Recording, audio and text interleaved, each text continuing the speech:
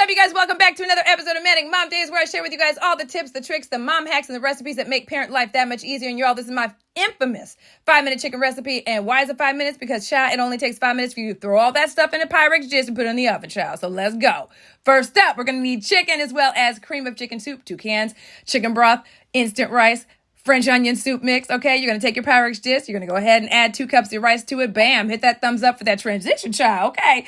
First up, you're going to do 1 can of your cream of chicken, and because I wanted to add some veggies, I went ahead and added 1 can of cream of celery, okay? Then you're going to take your chicken broth. You're going to add that to one of the cans. You're going to pour that can of chicken broth in there and mix it up as you see here, okay? Super, super easy. Now, you're going to go ahead and add your chicken. It should be seasoned, child, okay? You already know.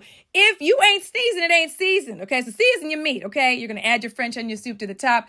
And child, it's that easy. You're going to put it at 375 in the oven. Put some foil over it first. Bake it for an hour. And there it is. Voila. Boom.